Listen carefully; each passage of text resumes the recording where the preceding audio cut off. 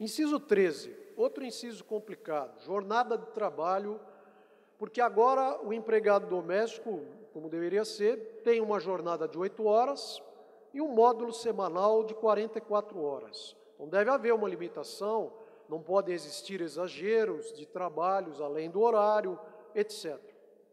Será aplicável também o inciso 16, que é o que trata do adicional de horas extras de 50%. Então, se o empregado doméstico fizer horas extras, devem ser pagas com acréscimo de pelo menos 50%. Não há dúvida sobre isso, é autoaplicável. Agora, o resto é mais ou menos, porque o inciso 13 estabelece que acordo ou convenção coletiva podem reduzir ou compensar a jornada. O TST interpreta esse dispositivo e diz que é possível a compensação por acordo individual, na súmula 85. Então, nesse ponto não tem problema. Se fizer um acordo de compensação individual, pode trabalhar 1 hora a mais, sei lá, para não trabalhar no sábado, como muitas vezes é o que acontece. Mas o resto não está explicado, não tem como operacionalizar. Então, vamos mostrar 2, 3 situações. Uma primeira, uma empregada que dorme em casa, que fica em casa. Como é que eu posso separar o horário que ela entra, o horário que ela termina o serviço, o horário que ela vai fazer outras coisas, e um horário como esse aqui, que é o horário de ver novela também, que a empregada doméstica também vê novela, como muita gente vê novela. Então, como é que eu posso dizer se ela está trabalhando ou não está trabalhando? Esse é o problema, porque isso é uma peculiaridade. Agora, vamos fazer uma outra consideração. A professora Horaide sai cedo da casa dela e vai dar aula e volta tarde, que ela deu aula aqui ou na outra faculdade. E daí ela não sabe que horas a empregada dela chegou, nem sabe que horas a empregada doméstica saiu. Como é que eu vou dizer se ela fez 8 horas, não fez 8 horas, etc. É uma situação peculiar. Esse é o problema. É isso que precisa de regulamentação. Porque se de fato alguém quiser instituir, porque nada impede, marcar cartão de ponto, ou marcar livre de ponto e dizer que horário entra e que horário sai, e se exceder a jornada paga como hora extra, tudo bem, não tem problema nenhum. Mas, em muitos lugares, não existe essa marcação. Então, no meu exemplo, também é assim. Muitas vezes eu saio cedo, não vejo a minha empregada, que chama Sônia. Volto de noite, não sei que horas a Sônia foi-me embora. Como é que eu vou saber se ela fez hora extra ou não fez? Não sei. Eu não tenho controle de ponto, porque acho que não existe necessidade para esse fim. Até porque eu, particularmente, nunca deixei ela trabalhar mais de 8 horas, mesmo antes da emenda 72. Mas aí é uma necessidade de cada um. Vamos fazer uma outra consideração. Vamos dizer que na minha casa tem uma idosa que precisa de enfermeira, ou então na minha casa tem uma criança que precisa da babá para cuidar num certo horário. Como é que eu posso dizer que a babá está trabalhando ou não está trabalhando naquele horário? Essa é a razão pela qual, na prática, o mercado paga um valor a mais para compensar isso. Agora, vou marcar como? Ela trabalhou da 1h05 a 1h15, que ela levantou para fazer mamadeira para a criança. É difícil dizer isso, né? Então, esse é o problema. São peculiaridades. Precisavam estar estabelecidas na legislação. Outro problema prático também. A lei não resolve isso, nem a anterior, nem a Constituição, nada, até porque essa matéria não está na Constituição. Todos têm direito a fazer um intervalo. O empregado doméstico também tem direito de almoçar. Agora, qual é o intervalo se a CLT não se aplica a ela, se entender assim? É de 1 hora? Agora, vamos admitir que fosse de 1 hora, que eu aplicasse a CLT. Tudo bem, que eu não acho que é isso. Mas, por exemplo, a empregada doméstica quer fazer 1 hora de intervalo? Elas não querem, porque elas não querem ficar 1 hora a mais depois da jornada para compensar essa hora. Então, são questões operacionais. Como a lei complementar resolveu isso? Intervalo de pelo menos meia hora. É razoável para almoçar, descansar um pouco e continuar. porque o objetivo do intervalo também é esse, não é só se alimentar, de a pessoa descansar um pouco para continuar a jornada. Então, vejam, são peculiaridades, precisam ser regulamentadas. Aqui, no caso, nem a Constituição trata de intervalo especificamente. Continuando, então esse é o inciso 13. O inciso 15 é o que trata do repouso semanal remunerado, de preferência aos domingos. Dificilmente a empregada trabalha nos domingos. Isso já existia a concessão do repouso, nesse dia desde 5/10/88, mas também nada impede que se conceda outro dia, em compensação, se trabalhar. Não é comum, a não ser, talvez aqui na praia, no campo, em que as empregadas trabalham no sábado e domingo, mas às vezes não trabalham nos outros dias, em determinados dias da semana, até porque o empregador não está lá, porque é um lugar recreativo. É característica que eu vejo, por exemplo, no meu condomínio lá na praia, em que elas trabalham no sábado e domingo, por exemplo, mas não trabalham 2 dias ou outros, ou então só trabalham sábado e domingo, porque é naqueles dias que se precisa da empregada doméstica, da faxineira, da diarista, ou o nome que se queira dar nesse sentido. Depois, o inciso 17 é o que estabelece gozo de férias anuais com pelo menos 1/3 na remuneração. Então, a Constituição já é autoaplicável para a doméstica desde 5/10/88. A dúvida aqui era o número de dias de férias, porque a Constituição não diz qual é o número, só diz que deve haver a concessão, que elas devem ser remuneradas e com um acréscimo de 1/3. A Lei 5859, que estava de acordo com a CLT antes de 77, estabelecia 20 dias úteis. A CLT foi alterada, passou a 30 dias corridos, não fizeram alteração na Lei 5859. E, posteriormente, em 2001, aproximadamente, fizeram essa correção e estabeleceram também 30 dias corridos de férias para empregado doméstico. Então, também não temos esse problema das férias nesse momento. O inciso 18 é o que trata da licença gestante de 120 dias, também não há dúvida a respeito disso. A licença maternidade de 120 dias, como salário maternidade, como prestação previdenciária, já tem previsão na Lei 8.213, não há necessidade de regulamentação nesses aspectos. Agora, o inciso 19, apesar de estar nessa primeira parte, nunca foi regulamentado, que é a licença paternidade. E enquanto não for regulamentado, o prazo é de 5 dias, que é para o empregado comum, que passa a ser também para o empregado doméstico. Então, é autoaplicável nesse ponto em razão do estabelecimento no ato das disposições transitórias, mas não foi efetivamente regulamentado de uma outra forma até hoje. O inciso 21, que é o que trata do aviso prévio. Não há dúvida de que o aviso prévio é de 30 dias, pelo menos. Isso é autoaplicável, já era autoaplicável desde 88. Agora, a proporcionalidade é que é o problema, porque, nesse ponto, a proporcionalidade foi regulamentada há pouco tempo, por intermédio da Lei 12.506, de 2011. E essa Lei 12.506 é expressa em fazer referência à empresa. Ela pretende regulamentar a CLT e não a questão do empregado doméstico. Então, eu, por exemplo, acho que não existe a proporcionalidade para o empregado doméstico, porque não se observa a CLT. Outros acham de outra forma. O projeto copia exatamente a Lei 12.506.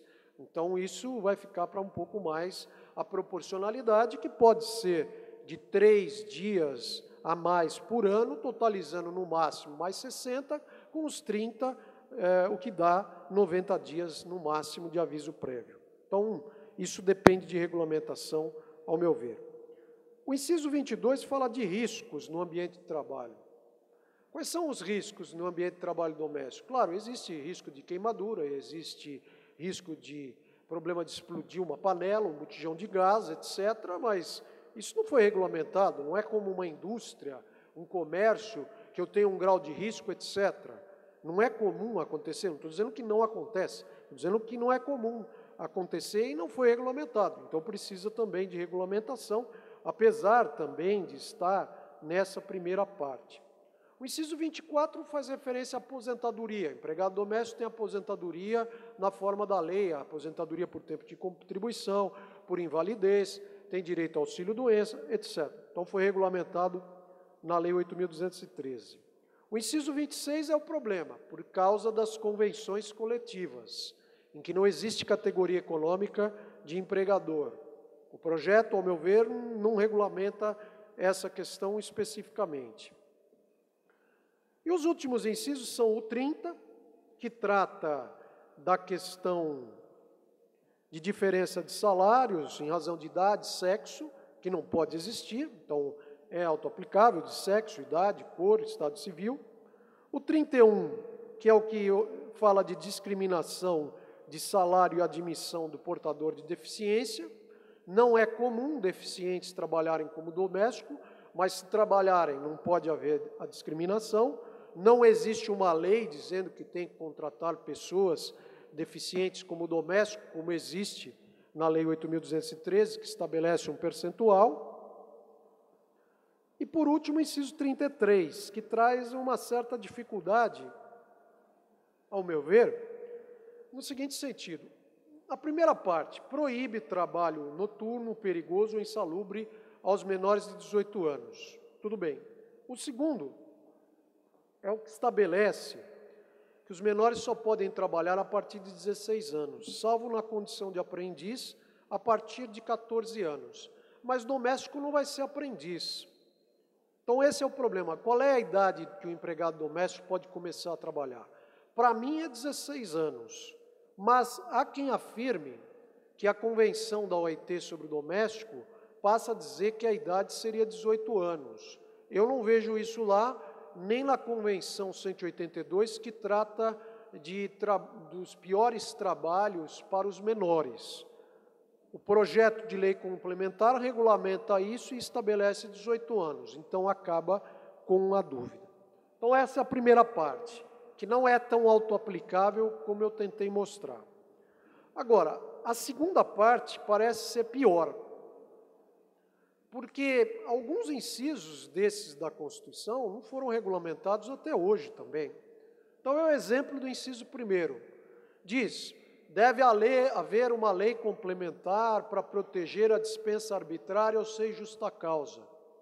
Passados todos esses anos, desde 88, 26 anos, não existe essa regulamentação. E provavelmente não vai existir, porque existe dificuldade de correntes no Congresso, que foi o que deu razão ao inciso. Mas enquanto não for regulamentada, por intermédio de lei complementar, há exceções no artigo 10 do ato das disposições transitórias. Então, por que é que o projeto regulamenta a Constituição como lei complementar e não como lei ordinária, como está aí no parágrafo único? É por esse primeiro motivo, porque certos aspectos precisam de lei complementar. Então, essa lei complementar vai ter duas características. Nos pontos em que a Constituição exige lei complementar, ela tem essa natureza. Nos pontos em que não exige lei complementar, ela é lei ordinária, apesar de ter sido editada como lei complementar, se assim for aprovada. Segundo aspecto, seguro-desemprego. A Lei 5859 estabelece o seguro-desemprego de uma forma facultativa, porque o empregador tem que conceder o fundo de garantia, e o fundo de garantia é facultativo. E a lei vinculou o fundo de garantia com o seguro-desemprego, o que não tem nada a ver uma coisa com outra. Então, eu não sou contra o seguro-desemprego para ninguém, nem para o empregado doméstico, acho que é justo.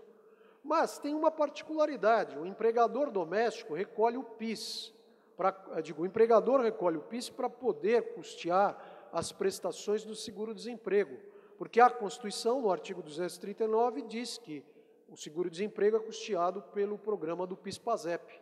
E o empregado doméstico recolhe PIS? Não. Então ele tem direito às prestações de seguro doméstico? Ao meu ver, ao seguro-desemprego? Não.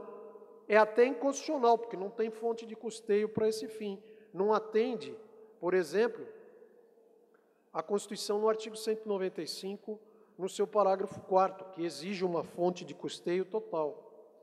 Tem sido concedido seguro-desemprego doméstico? Sim, Mas ninguém questionou, porque se for questionar, me parece que o Supremo iria considerar que é inconstitucional essa extensão, por falta de custeio próprio. É isso que a lei complementar pretende também regulamentar.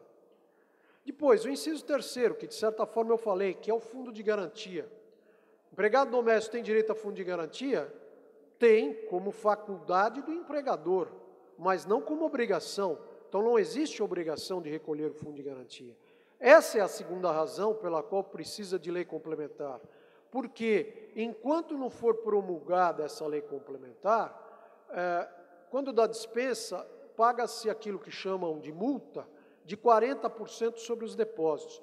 Essa é a razão da lei complementar, porque isso precisa de lei complementar.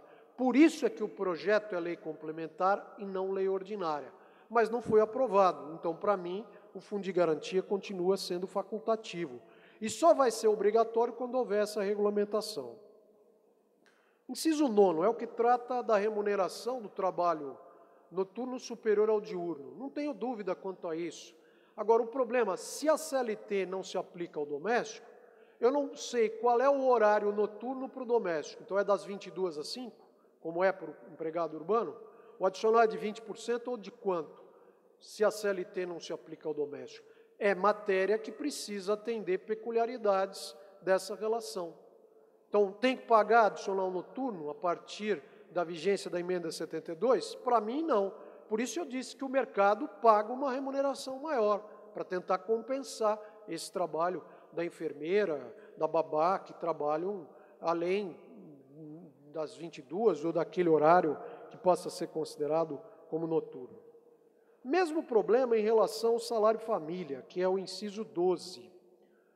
Não existe custeio para esse fim por enquanto, não pode haver essa extensão. A lei previdenciária ainda não estabelece, é um direito, mas precisa também de regulamentação. O inciso 25, que fala de creches e pré-escolas, também precisa de regulamentação, porque a CLT não se aplica ao doméstico. E precisaria de saber como é que vai ser feito isso, que creche que vai ser feita, porque na CLT se estabelece que se o empregador tem um certo número de empregados, ele pode ter creche, ou então ele pode pagar um valor que seria de vale creche. Às vezes há previsão nesse sentido nas normas coletivas das categorias. E para o empregado doméstico, não existe previsão, precisa de regulamentação. E por último, o inciso 28, que exige que o seguro de acidente de trabalho fique a cargo do empregador.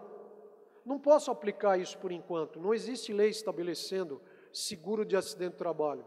Qual é a consequência? Se houver acidente de trabalho, o empregado não faz jus a prestações de acidente do trabalho. Ele faz jus a prestações comuns, auxílio-doença comum, aposentadoria por invalidez comum, aposentadoria por tempo de contribuição, mas não outras. Mas se houver dolo ou culpa do empregador, ele responde por responsabilidade civil. Então vejam, não é tão simples assim essa regulamentação desses direitos que passaram a ser estabelecidos na Constituição. Não é uma questão só de extensão desses direitos que deveriam ser estendidos, é uma questão também de atender essas peculiaridades, que a lei própria é que vai fazer. E atender peculiaridades porque a capacidade de contribuição do empregador doméstico não é a mesma do empregador comum. Então, por exemplo, a empresa paga 20% de previdência social, o empregador doméstico paga 12%. O projeto pretende voltar a 72%, que o empregador pague 8%, como uma tentativa, vamos dizer assim, de regularizar situações de falta de registro de carteira de trabalho, assim como estabelece essa simplificação de obrigações tributárias para o empregador doméstico. Porque a partir do momento em que isso for regulamentado, o empregador doméstico vai ter que preencher guias, vai ter que prestar informações, e isso hoje tudo é feito por intermédio da internet. O que vai acontecer? O empregador doméstico vai ter que ter um contador, porque ele não vai saber fazer, como preencher, como enviar e assim por diante. Então, são questões que exigem que haja a regulamentação por lei ordinária. Existia um projeto que estava lá no Congresso há algum tempo, que era exatamente aquele que estabelecia a regulamentação a respeito de multas para o empregador doméstico, que descumprisse a Lei 5859. Isso foi aprovado antes do projeto que regulamenta a Constituição. Então, agora, se algum daqueles direitos já estiver regulamentado e o empregador não cumprir, é sujeito à multa administrativa prevista na CLT. Aqui existe um problema operacional, que é o seguinte: o fiscal do trabalho não pode entrar dentro da residência do empregador doméstico, salvo mediante autorização judicial, e em nenhuma hipótese de noite. Então, o que tem sido feito? A Delegacia do Trabalho envia comunicações dizendo que houve descumprimento da norma, determina que o empregador doméstico compareça a uma audiência na delegacia para se defender, ou então vai ter que pagar a multa, e não precisa efetivamente fiscalizar dentro da residência, que ele não vai poder entrar, salvo mediante autorização judicial. Um último aspecto que faltou é o inciso 29, parece ser um problema também sério, do artigo 7º, é o que trata da prescrição. Então, se vocês forem ver aí, não tem referência ao inciso 29. Então, qual é o prazo de prescrição do empregado doméstico para postular na Justiça do Trabalho? Uns acham que é esse da Constituição, embora o parágrafo único não faça remissão a ele. Isso não foi regulamentado na lei complementar. Eu, particularmente, acho que se não se aplica a CLT nem a Constituição nesse ponto, a solução é aplicar o Código Civil. E o prazo é o geral, é o prazo de 10 anos, e não de 2 anos a contar do término do contrato de trabalho, podendo reivindicar os últimos 5 anos da prestação de serviço. Então, como eu tentei mostrar no início, há uma dificuldade muito grande nessa questão de interpretação, nesse momento, simplesmente porque não houve regulamentação desses direitos. E a consequência de tudo isso é uma só: existe insegurança jurídica, não se sabe o que fazer. Eu não sei se eu estou fazendo certo ou se estou fazendo errado. Agora vejam, o empregador doméstico entra com uma ação, isso leva, sei lá, 1 ano na primeira instância, 1 ano no tribunal, 5 anos no TST, aí vai para o Supremo, porque a matéria é constitucional. Será que é possível esperar 10 anos ou mais para dizer o que é certo ou não é certo em relação aos direitos do empregado doméstico? Porque isso é matéria constitucional e demanda ao Supremo fazer a interpretação disso, e a matéria pode chegar lá. Por isso que é urgente essa regulamentação, porque enquanto isso, cada um está fazendo de um jeito, e pode estar fazendo certo, como pode estar fazendo errado. E qual é a consequência disso? Se eu estou fazendo errado, eu estou fazendo um passivo aí, que eu não sei quanto que vai dar, nem sei se eu posso pagar amanhã, em razão de interpretação desse dispositivo da Constituição. Porque, como eu disse no início, existem vários artigos sobre isso, só que cada um fala uma coisa. Um acha que é aplicável, outro acha que não é aplicável, outro acha que tem um porém, e assim por diante. E, enquanto isso, fica difícil dizer como a Justiça do Trabalho vai interpretar isso, e mais ainda, como o Supremo vai entender de interpretar essa norma, que acima de tudo é constitucional. Bem, eu gostaria de terminar lembrando uma parábola árabe que mostra mais ou menos o seguinte: 2 pessoas sobem a ponte, cada uma por um lado, e chegam lá no topo da ponte levando cada um pãozinho. Chegam lá na ponte, no final, em cima, e cada uma troca esse pãozinho. Supondo que vocês fossem as 2 pessoas e subissem agora com cada uma informação, vão chegar lá em cima com mais de uma informação sobre esse assunto. É isso que eu pretendi transmitir a vocês. Muito obrigado.